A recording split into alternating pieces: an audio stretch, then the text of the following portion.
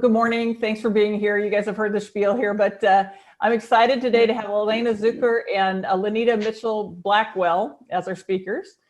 We are in meeting format today, which is a little unusual. So you guys can go ahead and converse via the chat. And I do want you to introduce yourselves via chat. We've been talking a little bit, introducing ourselves anyway. We have a networking session on the fourth Friday of every month. So our next session on the 26th is a networking session. And the cost of that is to bring a friend. Okay. That's good. There you go. So Purse Power is working to help women use their massive purchasing power to drive positive change. We believe that women who make 80% of all purchasing decisions, if we would choose to buy from the companies that actively promote women, and we would do that in mass, that we could drive change in a hurry. So that's what Purse Power is trying to do. And all since the beginning of coronavirus, we have been connecting women with each other, bringing in national speakers. We're just trying to provide a level of support to people as we go through this really rough time. I know a couple of my shareholders were planning on being here. I don't see them on yet. So just any special guests, glad you're here. New people, glad you're here. We do this every Friday. I'll tell you a little bit about Elaina and Lynita. Again, share your chat, your comments via chat. When we get to questions a little later in the broadcast, I'm going to ask that you put those in the Q&A box, if you would, please. Oh, good. Jennifer's here. Okay, so Jennifer, one of my shareholders, is joining us. All right, very good. Welcome, everybody. All right, so Elaina Zuker is president of Elaina Zuker Associates, which is a management training and consulting firm in Montreal. She's a seasoned businesswoman, educator, and consultant, and she has had clients, Fortune 500 companies like AT&T, American Express, IBM, et cetera, Bank of America. She has designed and taught seminars to hundreds of executives and staff people in Canada, India, US, and Europe. And she is a best-selling author of The 7 Secrets of Influence. And over her career, she's sold millions of dollars in products and services. So that is Elaina. Lynita Mitchell-Blackwell is the Supreme Performance and Professional Development Coach. She's an attorney, a CPA, a certified Christian life coach, and a New Thought minister. She founded and led several businesses, including a law firm. She's been a top 100 lawyer in Georgia. She founded an award-winning media company, published 5 magazines, and 2 of which were voted Atlanta's hottest. And she's published 7 best-selling authors. She has got a leadership development and training nonprofit for which she received the U.S. President's Council on Service and Civic Participation. And she's been recognized by Black Enterprise Magazine as Be Next Under 35. So we've got some tremendous speakers today. I appreciate if everybody go ahead and put themselves on mute. And then Elaina, why don't I go ahead and hand it off to you? If you please share your screen and let's go. Okay, will do. First of all, I want to welcome everybody. Thank you so much for coming today. We have a high-powered group here, and I'm very excited to be here and to share some of my ideas with you. I'm turning off my video so that I can share my screen, and I'll give you a couple of rules of the road in a minute. So, as Donna said, one of my favorite topics, and I'm going to be talking today about goal setting. So can everybody see the screen now? I'm going to just put it on slideshow. Okay, can you see it now? Yes, we can. Okay, good, good. And you can hear me too? Yep. Okay, so everybody put yourself on mute. Here we go. Okay, thank you so much, because I've had a lot of challenges sometimes with this. So before I get started today, I just want to say that goal setting has been something very, very important to me in my life and in my career. And this morning, I'm going to share some ideas with you. You may have heard some of these before, and so this will be a reminder. Some of these concepts were kind of aha moments for me. So I'm going to share several concepts. This logo here, Business Class, is a collaboration between Miss Lynita and I, and we're going to talk about that a little more later on. So first of all, a couple of rules for today. You will not need to take notes on anything that's on a slide, because all of these I've put together in a handout for you. And I'll put my email in the chat later on. And you can simply shoot me an email and I will send you this handout. It's kind of like a little booklet.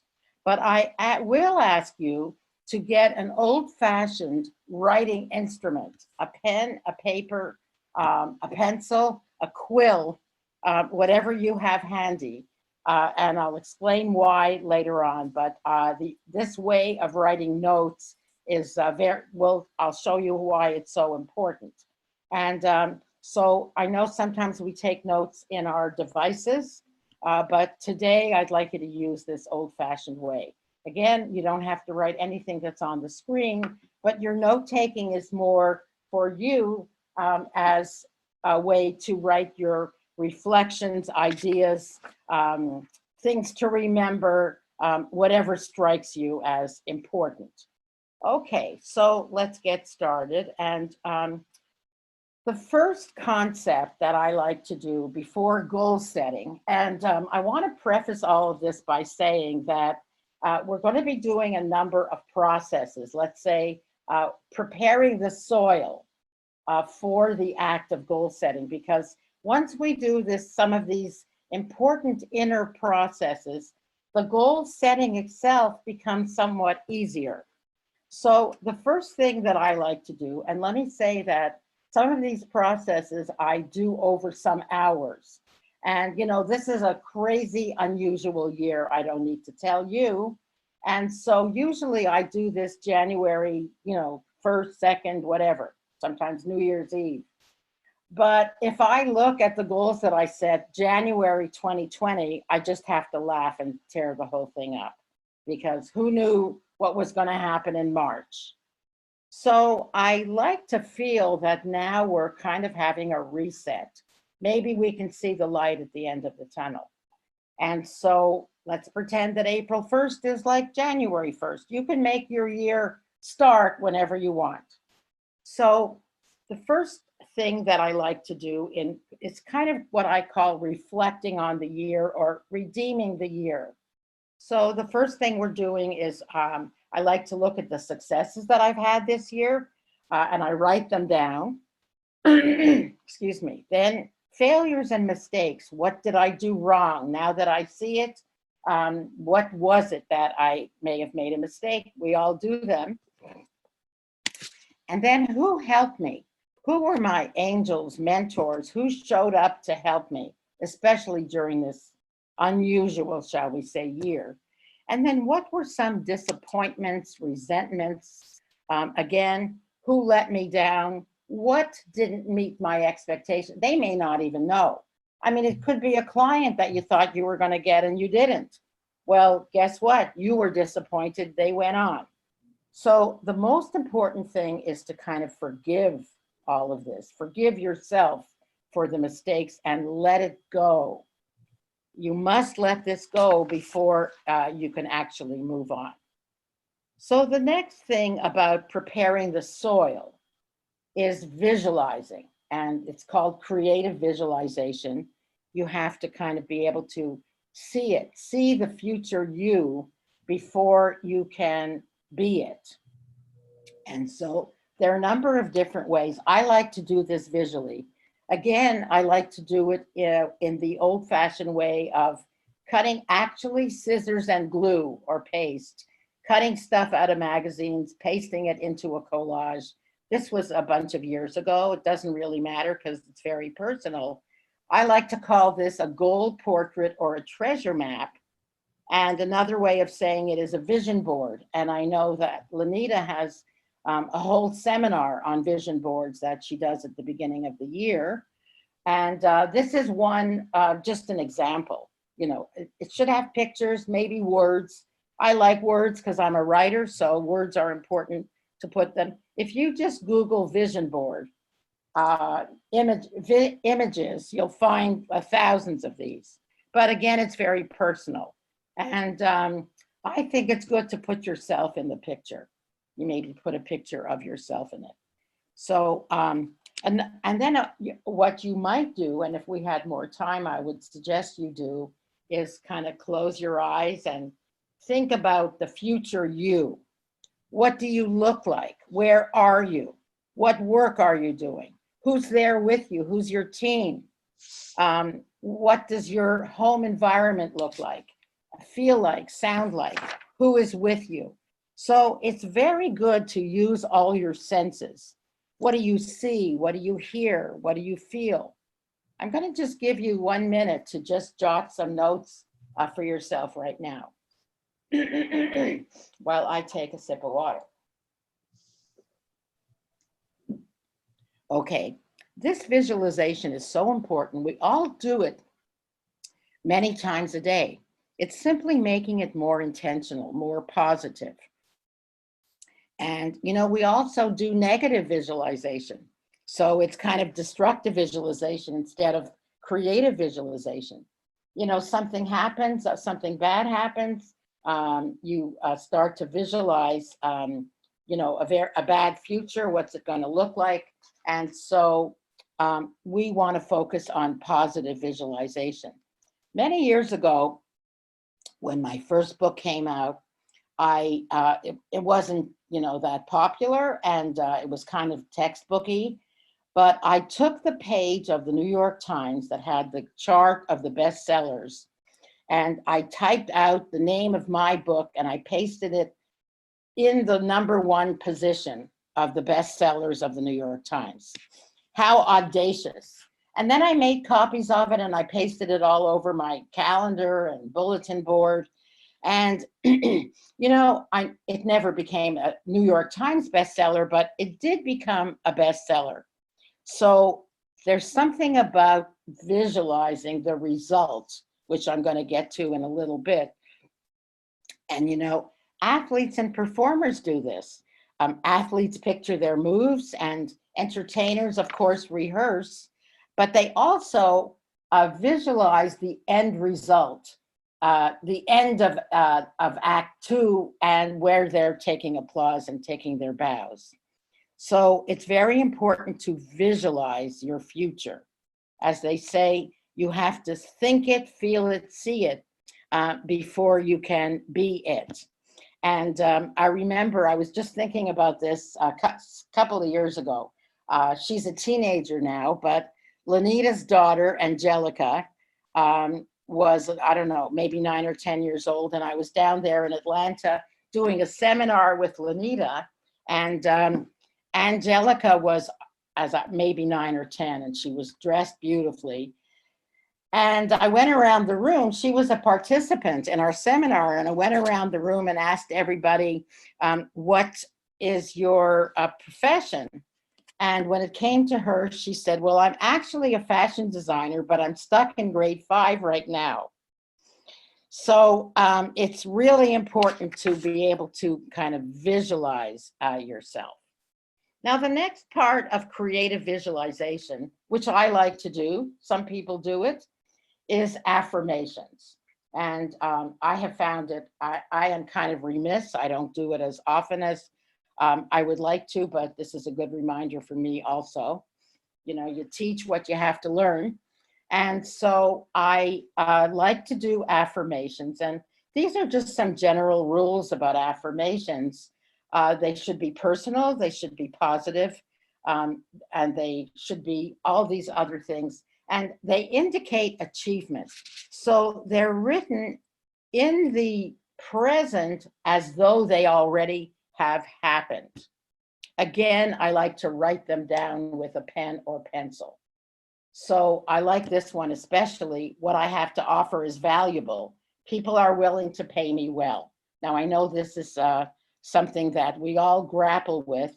And, you know, you can ask for $500 an hour or $35 an hour. It all depends on what you feel you're offering. How valuable is it?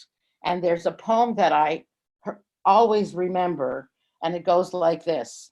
I worked for a menial's hire, only to learn dismayed that any wage I had asked of life, life would have paid. Okay, so I always find that very important to remember. Okay, so this is very important to me, and this was a 19th century philosopher called Goethe I'll give you a minute to look at it. Again, no need to write it down. It will be in the handout packet. So basically what he is saying is that when you make a commitment, when you commit yourself to a goal, it's like the road rises up to meet you. And he was on to something which later became the secret, which is that, you know, you visualize something and the universe acts as a magnet, and the wind comes up to your back. And why I've asked you to write everything down with a writing instrument is that a Harvard business study found, I don't know what year this was, that 3% of the graduates from their MBA program who had written their goals down 10 years after graduation ended up earning, you ready for this, 10 times as much as the other 97%. So just the act of writing down your dreams and goals ignites a very powerful dimension in your consciousness. It acts like a magnet. And you may have found that you think of doing something, you're very excited about it, you have no idea how to go about doing it. And in the next couple of days, weeks, or months, people and resources show up in your life that will help you. So it's the idea of a magnet. So now finally, I want to show you a little bit about goals. And goals should have these characteristics. They should be specific and measurable. Those are the most important things. And then this is a goal chart that I do every year. And you'll notice that I start with 5 years. So 5 years out, in each of these categories, what do I want to have accomplished? So you'll notice that money and income are two separate categories. Money, you can put down the 7 or 8 or whatever figures you want as net worth. And then income is income, however you want to count it, gross or net. But that's something that goals should always answer the question, how will I know when I'm there? Okay, so then I do each category. Some of these softer ones are a little more difficult to articulate, but and I see that one category here that I did not write down is health and fitness. And I like to write those goals as maybe, 3 times a week I do yoga and X miles a week I walk. Now I may not get there, but I will know because I've articulated it specifically, as we said about goals. I will know when I didn't get there. No need to beat yourself up, just note it. And then I go to 1 year and then 6 months. What will I have to have achieved in 1 year to tell myself that I'm really serious about that goal?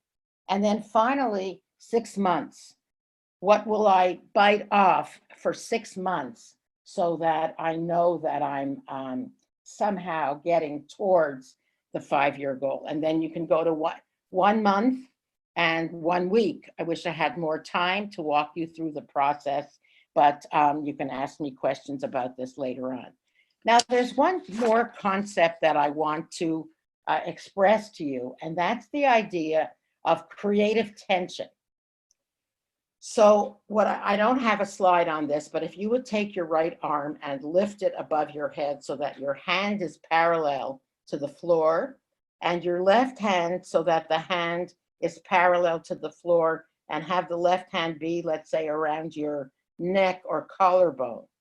There's a gap between these two hands.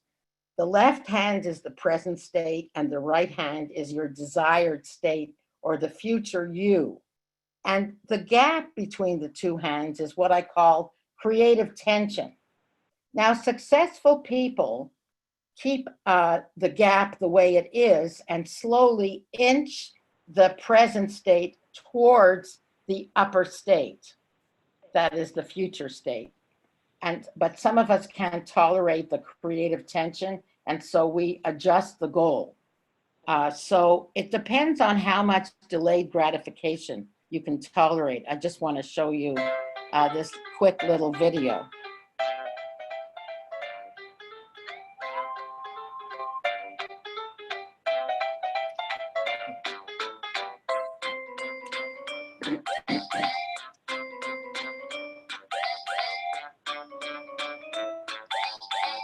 Okay, I'm not sure if this is a boy or a girl, but you get the point.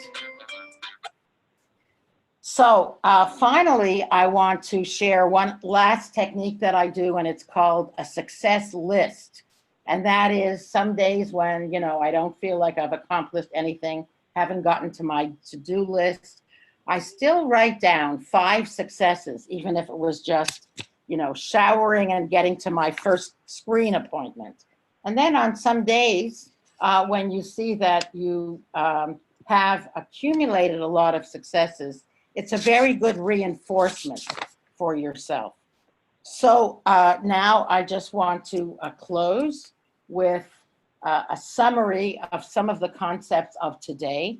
And the first one is clearing the space for success, for goals. The second one is creative visualization, how to visualize your future me. Then what are some of the features of goals?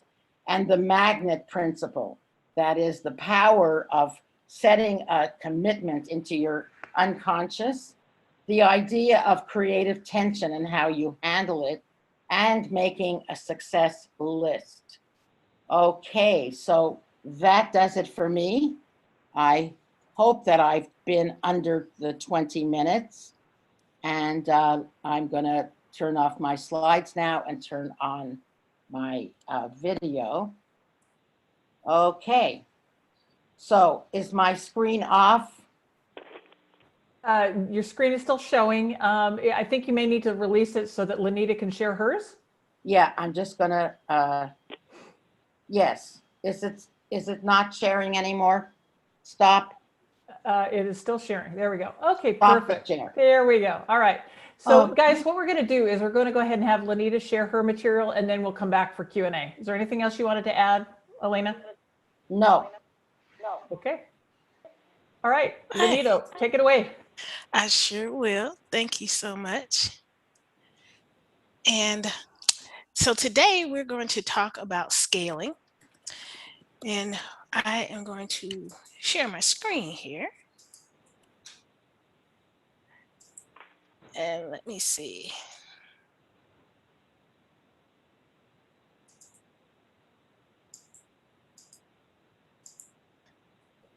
All right, can you all see my presentation? Do you see loading? Yes, loading. Okay, very good. Okay, so I'm setting a timer. So I honor our time commitment of 15 minutes. And we are going to dive in and have some fun. So I know that many of you, when you saw the word scaling, you probably went, what? That's a big word. That's a big word. I like to keep things as simple as possible. And I know that you've read all of the wonderful articles about how to build your business, but remember that scaling simply means growth. It's responsible growth, it's managed growth, but of course there's a little catch. It's growth with the same or very little increase with the resources that you currently have, because you don't want to grow your expenses at the same rate that you're growing your revenue, because your income never increases. So since we're keeping it simple, I like to go back to nature, which is one of the most simple ways of doing things. And I think of the basics of growth or scaling as you would a tree. And there are 5 components to that tree. There is the location, the soil, the root, the branches, the leaves, and the fruit. So let's dive in. So when we're talking about our businesses, first we have to make sure that we're in the right location. If you've ever seen someone try to plant a tree or a plant, personally I have a black thumb, so I don't even try. My mother actually gives me plants and she checks on everything for me. You've ever seen them they take a lot of time to select the right place. And when it comes to your business that you have put your blood, sweat, and tears into, you don't want it to die because you're trying to grow at a time where it just will not support itself. So the first thing we have to look at is your industry in ascension or is it in decline? A good example. So last year, when a lot of people wanted to launch their restaurants, last March, April was not the time to do that because everything was in shutdown. However, if you were in a sign type of business, then that was the perfect time for you to expand because there were all these wear your mask, social distance, 6 feet, limited hour, specialized signs that needed to be printed. So when we're looking at good location, we're just thinking to ourselves, is this a good time for me to ramp up? So it's not that it won't ever be, because those same restaurants that were looking to open last March, April, they're now opening right now. It just might not be the right time. So the second thing is, when we're looking at scaling, is the soil good? Is my niche right? Is it too broad? Is it just right? Is it too tight? So I am an attorney. I am a residential real estate closing attorney. Highly segmented. I did that on purpose because that gives me the opportunity, which is the next thing, to keep up and maintain the requisite skills, education, and expertise to do a phenomenal job for my clients. I have to keep in mind that there is a lot of competition out there, even when you are highly segmented. So when you're out here, it makes it really important that you're not trying to do 100 different things. Now, some of you are probably thinking, but I'm not. I'm only trying to do one thing. I am an author. I'm an author on women's businesses. I am an author on women's businesses that are specifically trying to grow in the cosmetic industry. Good. I heard you. That's awesome. But there are other businesses that are doing that as well. And so it is important that you keep up with the changes in industry. One for me as an attorney, about 3 months ago, the uniform loan application just changed. We didn't get any notice that it was going to change. We just received a new form in the package for us to present to the client to share. Well, I would have been caught off guard if I hadn't been keeping up with what was going on in the industry. The 4-page long form was complicated. Most people didn't understand it. It created more questions than it did create results. And so they streamlined it from having 4 long pages to 2 pages that need to be signed and 1 that needs to be initialed. And all of the information has now come down to, is this right? And are you applying with someone else? That's it. But that required me to know what was going on in my industry so I could continue to provide value. So that's the good soil, so that next we can plant those roots. Now, when we're looking at roots, this is where the rubber hits the road. This is where your business is going to grow. And you have to ask yourself, do you have contracts or do you have gigs? Now let's talk about the difference here. The gig is the one-off. That's the individual. That's someone coming to you and saying, oh, I am in pain. I need you to handle this situation for me right now.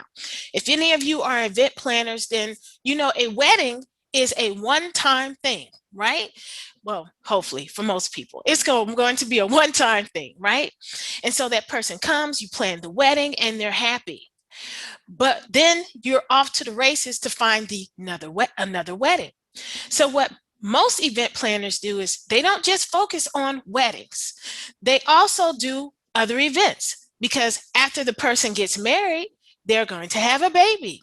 They'll buy a house, so they'll have a housewarming. They're going to launch a business, so they have to have a business launch. They are going to have all these wonderful events in their lives. So that's the type of person that you go to ask for the contract. You want to be their life event planner. So for every major thing that happens, you're the person that they call. For me, in my field as an attorney, I work with various large title companies and larger firms that get contracts with the bigger banks and lenders, and then they have to farm them out. Now, how do you convince someone to go from that one contract to, that one gig to the many contracts? Well, the first thing is you have to ask. If you don't ask, you can't get. And so when we're talking about scaling and growing our business, it's asking for more business. It's asking for the opportunity to grow. Now, you're probably thinking then that means that I have to bring in more people. Not necessarily. Remember, I started off saying that this was managed growth. This was responsible growth. So when you're doing a great job, people are going to come to you. They're going to say, gosh, I really want you to do this. And you can say yes, but it is important that you manage your calendar so that you can do a good job when you say the yes. So what does that look like? You're going to have help so that you can say yes. But it's a different kind of help than what you're probably thinking. So the first thing is we have to have people who are acclimated to our culture who can help us. So that starts first with administrative support. So we're talking about EAs or executive assistants, VAs, people who they will not make a major impact on our expense line, but because they're removing the administrative or the redundant functions from our desk, we can now go out and serve more clients and bring more in. And if you are still sending out your own emails, managing your own social media platforms, then yes, it's time for you to hire an EA or a VA to take that off your plate, because that hour every day can be better utilized for those contract clients. Then you're ready, as you're bringing in more business, to build up your sales team. And you want people that you can model in your own image. What does that mean? That means that you don't want necessarily people who have really bad habits that you have to break. You want people who are malleable and flexible. One of the things that always struck me when I was in corporate was the test of the culture when it came to professional dress. Some environments were professional, some were very casual and laid back. And a lot of times they didn't tell you on the first day how to come. And that was a test to see if you were paying attention when you came for your interview, to see if you would fit in. Because if every day you're wearing a three-piece suit, but everyone else is coming in jeans, that's probably going to be a problem later on, because it's indicative of what you think of yourself lording over other people and what you think about your coworkers coming in a bit slouchy. Next, you are looking for people who have excellent client management skills. Now, this is separate and apart from sales team, because salespeople are normally very good when it comes to like smoozing, bringing folks in, making them feel good, knowing the product and all the rest of it. But after sales team hands it off, there has to be the team that actually manages the contract. So these people have to be thoughtful, right? They really have to listen. They have to be empathetic. They have to be friendly so that our clients come and they stay. And then we want to train, mentor, and recognize our people. Now, me, I love pretty things. I love gifts. I love giveaways. I love swag. So that part is fun. But what about the intangible things, or I like to call them the essential, so that we have that stable branch to support all this good business with our good people? Well, once a quarter, I bring in someone who is for the firm, yes, for the company, but also helps my people. So last quarter, I brought in Shana Thornton, who is an award-winning journalist, and she did a presentation on PR 101. And so, yes, that helped my firm, that helped my business, yes, but it also helped the people who are on the line, because most of them are involved in organizations, a lot of them nonprofits, who don't have the resources for a PR firm, but they have them. And now they can do that. That is a skill that they will take with them, where one day they will grow beyond working with me and go off to the rest of their lives. And that is something that keeps people with you, because no matter what you're paying, someone else can pay them too. And so you're differentiating yourself as someone who really cares about your people. And then last, when we're talking about that tree, full leaves yield good fruit. We have to recognize and appreciate our current clients so that we can get more business and always get the referral. Now, what does that look like when it comes to recognizing and appreciating our current clients? Well, one of them is when we have wonderful opportunities like this with Purse Power, why don't you invite them on and say, hey, I think this could really help you with your business. Or when there are opportunities for you to be spotlighted, ask if you can invite a client in on that interview as a testimonial. That gives them a plug. And how much did they just pay for that? Nothing but being your client or customer. These are things that appear small, but are major when we are talking about bringing in and scaling up our business without putting out a lot of money to do so. Now, with every positive thing, there always have to be these cautionary things, and I would be remiss if I did not discuss these with you. The first thing is non-compete in contracts. So when you're out there and you're selling and people are loving you and they're giving you the business, right? Most companies, when we're talking about you getting 10, 20, 30 projects or programs in a clump, they are going to have a non-compete, non-disclosure clause. That's standard. What is not standard is the promise was made that you were going to get a certain amount of business on a monthly or annual basis, and then it never happens. I know it has happened to me. I've signed up, was really excited, and then one closing came my way out of the whole year. Well, what I do is I just break the contract. I just go to them and say, hey, you promised that you were going to send 20 files per quarter. You've only sent one for the year. This isn't working for us. And so we're setting the contract aside. You don't want to be hemmed up by people who are not going to honor the contract, because if they're not going to give you the business, then you go and you find someone who will. And who is that person? A competitor, because you already know how to do the business. Now you need to get paid for it. The second thing is, when we're talking about competitors, tortious interference with client relationships. Now, I know some of you, because it's happened to me, have worked with companies that they could do a little better, right? And someone will say to you, do you have a referral or recommendation on someone else I can go to? And you might, but you need to be very careful about how you share that, because people don't mean any harm, but they will go out and say, and Lynita said that this company really sucks and I need to be here. And that's not what I said. What I said was, you said you were looking for someone else, and here is an option. Sucks never came out of my mouth, but that's what they heard. And so you have to be really careful about those recommendations. What I will do a lot of times, and that's, I will tell them, here's a link on Google so you can investigate for yourself and select the one that'll fit for you. And then breach of contract actions. Ensure you can fulfill the agreement. Whatever it is you said that you would do, make sure you can do. If they offer you 20 and you know you can only do 10, take the 10 and keep rolling. But what happens if you took the 20 because you thought you had capacity for the 20, but then you fall short at 17?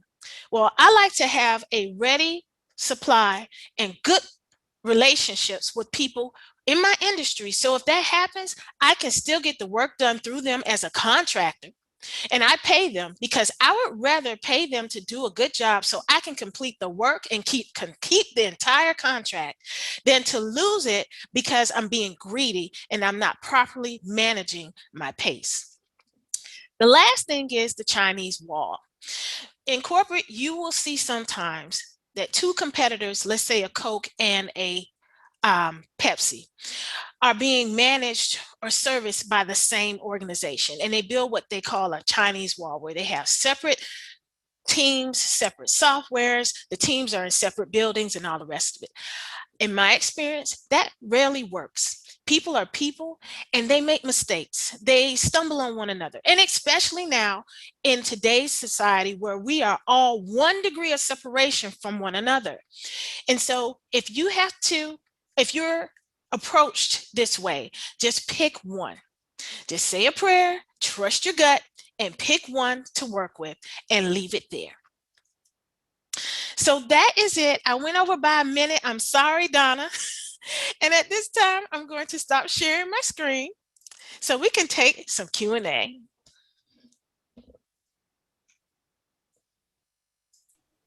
All right, guys, let's see here. So we can go ahead and do the questions in the Q&A box, or we can go ahead and just open everybody up and have a conversation. Which would you prefer? Did you hear me? Yes, Donna, I heard you. I think everybody is still on mute. Okay, guys, let's go ahead and open it up and just go ahead and we'll try this real time. Let's go ahead and try and have you guys ask your questions. Go ahead. And Elaina, why don't you put yourself on camera too? Okay, I thought I was. You are. I You're see good. you. Mhm. Okay. Okay. All right. Who has a question? I have a question for Lynita. One of the last things that you mentioned as far as maybe referring someone to a specific place, the cautionary of like, someone can totally twist the words that you say. I've had that happen to me numerous times.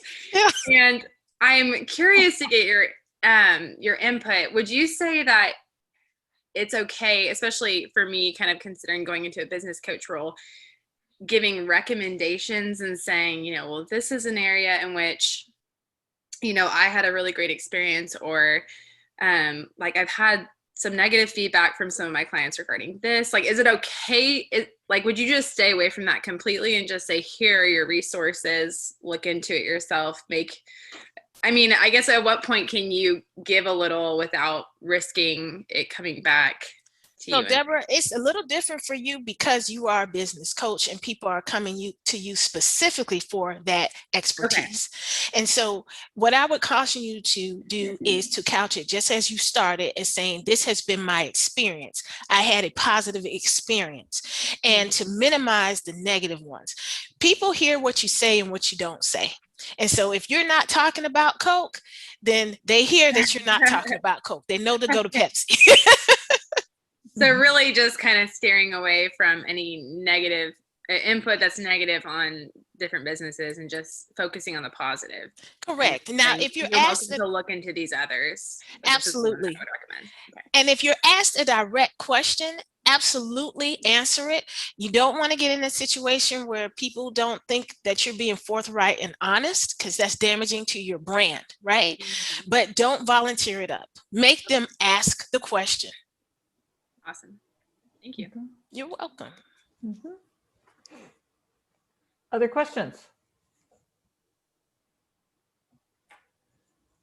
Well, I like the vision board idea, Elaina. I've used that as a chapter chair for the Women Presidents Organization, and Uh-oh, Donna, you went on mute. Yeah.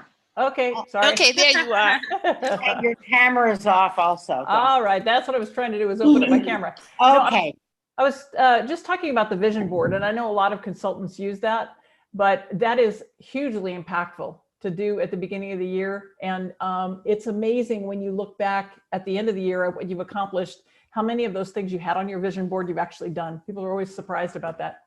Yes, yes. Go ahead. No, it's just, it's something that is fun, not stressful. Remember, this is just for us. It's just for you. It's so private. So yes, I love that. And as I mentioned, and Lynita might want to say something, she has a seminar on vision boards. I believe you do it at the, normal years.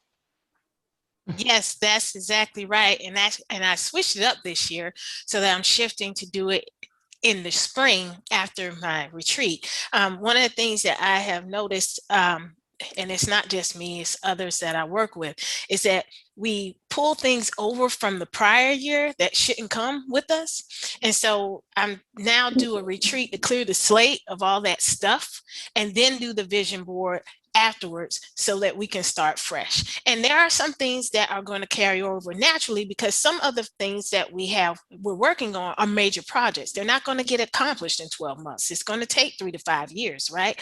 But there are other things like what Elaina was talking about, a lot of regrets, a lot of second guessing that really need to be put in the past and left there because they don't serve us anymore. It's a really good point. It's a really good point. Other questions or discussion, guys?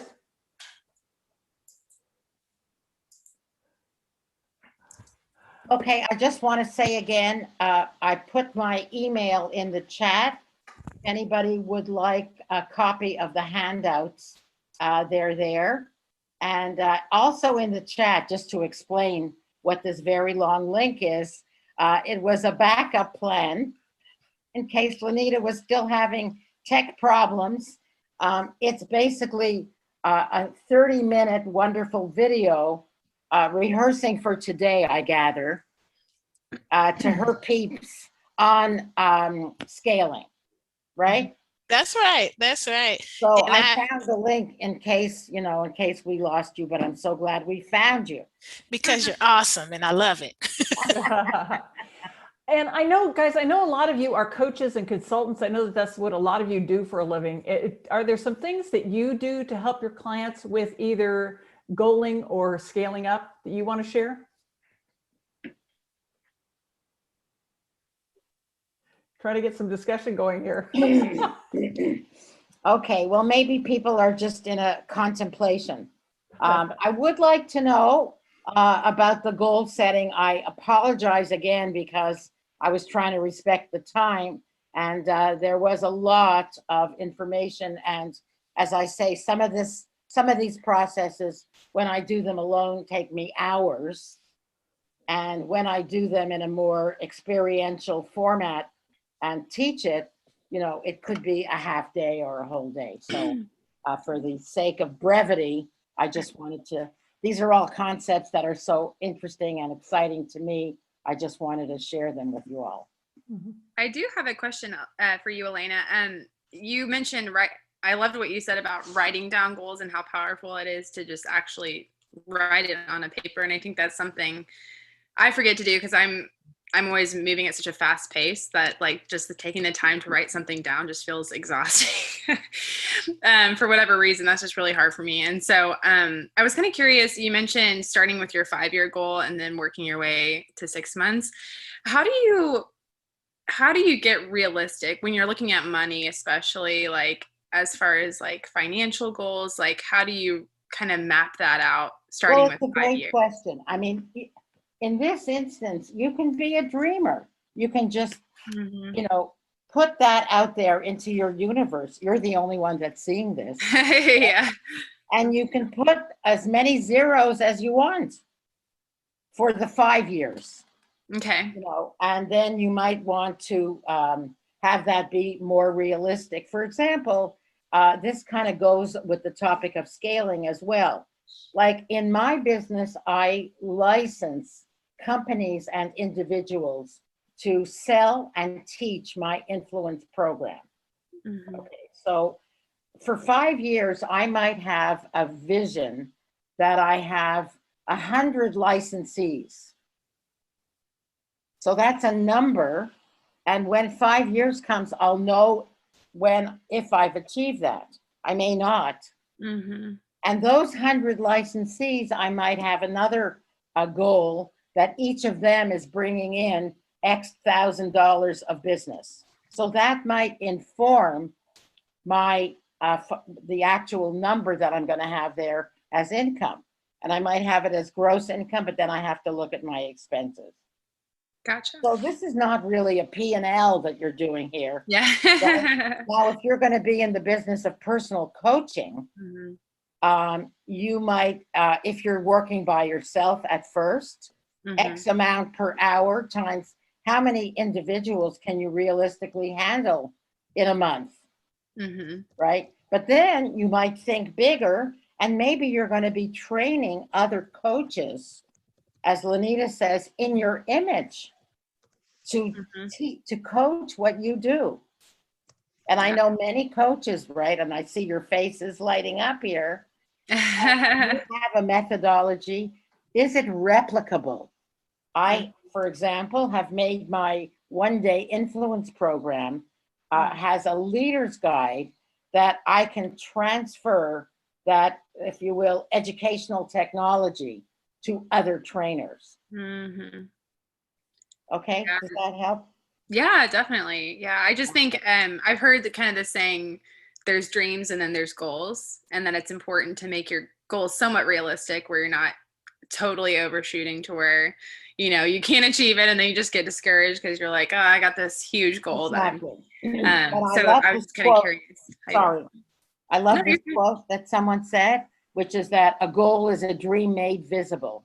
Mm-hmm. Yeah.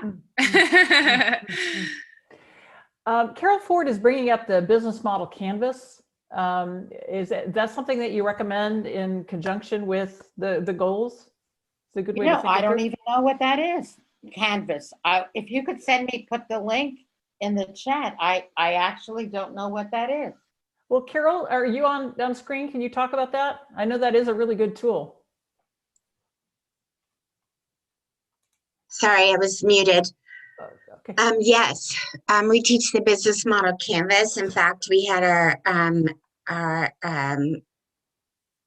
educational partner, Northwood University, do a quick 30-minute overview on that. So they would have a really good base of how to prepare that.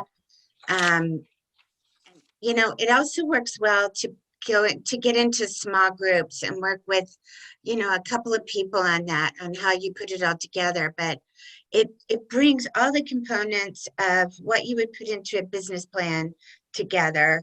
And it's like the baseline to creating your own business plan, which we know a lot of people do not do. Mm-hmm. And of course, in our students that we have in Afghanistan and Rwanda, when they put together their business plan, it makes all the difference in the world for them on whether they have success or not. But yeah, and it's kind of like the visual board too, but it's for your business. And it's simple. It's simple. I mean, Yes, you don't end up writing a there's a 40 little, page. and I'm gonna go get the link to the templates that we use, and I'll share it here. Thank you so much, Carol. good. Sounds great. You're welcome. All right. Other questions, comments, discussion? Yeah, I have a question about scaling. I wanted to ask Lynita what kind of recommendations she has for actually finding good people that you can business. Yes. So depending on your industry, this is how I did it in law. And I'll also share my example in publishing, then you can fill in the blank for yours. So I got to say this, I was so blessed that before I started my firm, I was an executive recruiter. I placed C-suite professionals. So that's where I got my sales training. Okay. So I applied those same techniques from recruiting to my firm. And we learned how to find the people in the industry, then the hiring manager, and then we would call, leave a voicemail, because they always send us the voicemail, send an email, and then call again with the information saying, hey, did you get my email? Now, the way that I found my clients is I made a list of all of the major title companies that did business in Georgia. And then I found all of the large firms that closed in Georgia as well. And so I then sent the email saying, hey, I've just started my firm. I have I'm in good standing with the bar, and I have all this experience, that, even though it wasn't closing experience because I was brand new, but I had other experience that was comparable. And please reach out to me. These are my fees. And most of those emails probably were deleted, voicemails saying here, but you only need one. And I got on at that time with a large firm that does not exist anymore because they were tied to Countrywide. And so I started doing business. Well, what happens is your name starts getting mentioned in the rooms in the entire vertical pipeline. And so I was on with the title company, and therefore my name was being mentioned by the lender. And the lender worked with other title companies as well. And so when they needed work, they would send my name. And so that's how it happened. So even when that lender went out of business and that title company, I still had other contracts. Okay, I did the same thing when I founded my publishing company. I had no clients other than myself. And so I put my book out there, and then I was like, you know, if you need help or suggestions on how to publish your book, just call me. And so we would do these small groups, and then people would say, well, I don't want to do all this work. You do it for me. And you know what I mean? Just that's how it turned out. And so I was publishing other people. And then someone came and said, you know, it would be really cool if you were to help me to publish my magazine. And so then started publishing other people's magazines. And so that's how it built up from there. Now, Case, what do you do? Are you a coach as well? Yeah, for entrepreneurs at the beginning of the process, the aspiring entrepreneurs. Okay. For those entrepreneurs, are there a specific type? Like, do you work with lawyers, doctors? Mostly second career professionals who are escaping from corporate or want to escape from corporate. I love that. I love that. Present, I guess we're all doing that. That's funny. So I'll use myself, because if you had caught me when I was leaving Big Four accounting, because that's how I left accounting and got on with recruiting, what would have gotten me would have been you seeing that I had really like dark raccoon eyes, and you would have been, oh man, it was rough, those busy seasons, I tell you. And you would have been able to get me by just saying, hey, do you want to get rid of those raccoon eyes? And then having a small group of people who looked like me, all tired and haggard and hair breaking off. And ladies, I'm just being real. For us, our stress comes out physically. And so you look for people who look haggard, and just have a small group and talk and get people feeling good. And then they're going to want to do it again. And then you send them your fee list, and they're going to pay it because they want to feel better. That's how you're going to get them. Okay, guys, I hate to say this, but we are at time just about. This hour's gone really fast. Any final words, and then I need to close it up. So Lynita or Elaine? No, I hope people got some benefit. Please let me know. I'd love to hear from you. If you have any more personal questions that relate to just your own goal setting, please write to me. My email's in the chat. Lynita? Thank you so much for this time. I have really enjoyed myself, and I'm putting my email in the chat as well. So if you'd like to reach out about scaling or building up, I'm your lady. Give me a call. There we go. All right. Thank you guys so much. I sure appreciate you being here. You've done a wonderful job. Thanks for being on the call, everybody. Just for reference, we are going to be collaborating on a business class. We're looking at maybe doing it the third Tuesday of every month, beginning April 20th. And we'd love to have you engaged in this. So if you have an interest in doing that, they've got a series of, I think, 15 or 16 classes that are for female entrepreneurs. And we're going to be partnering to deliver those starting April 30th. So let me know if that's of interest to you. Let's see, just upcoming guests. We've got our networking meeting next week, so please join us. And again, what we do, you got to bring a guest with you, please. And the bigger it gets, the more value there is for everybody. And we break you into small groups and have some great discussions. And people are finding partnerships, they're finding customers, they're finding a lot of value out of it. Yep, absolutely. Great stuff. Hi, Case. Good. Let's see your upcoming guests. On April 2nd, I'm looking at having Nicole Volpmiller here. I'm hoping she can do it on content marketing strategies. She's a former, she ran the news desk at Reuters and is very, very connected in the media. So she's coming, hopefully. April 9th, I've got Valerie Riley. She owns LifeSquire, and she's going to be talking about work-life balance. I've got Jody Dinnerman coming on April 16th, and she has got a staffless enterprise model. So for these solopreneurs, how do you run your business as a big business, even though it's just you? So she's coming. And then I've got another networking meeting, and then Katie Mennert's coming. She is the CEO of Ally Energy, formerly Pink Petro, and she's got 1 million followers. So she'll be on here like April 30th. Please sign up for a directory listing if you haven't already done so on pursepower.com. Again, we're working on our website, and I'll be talking more about that. Download the Google Chrome extension from our Google Chrome browser, which allows you to find and buy from women-owned businesses as you shop online. Please use your Purse Power directory. Like and share our media pages, please. Let your friends know about this every Friday at 10 Central. And then last thing, okay, any final comments, anybody? Go ahead. Okay, if I can just take 30 seconds to elaborate on what Donna mentioned. You may have noticed in my first slide, and Lynita had the logo of business class. And what that is, it's a program that Lynita and I created.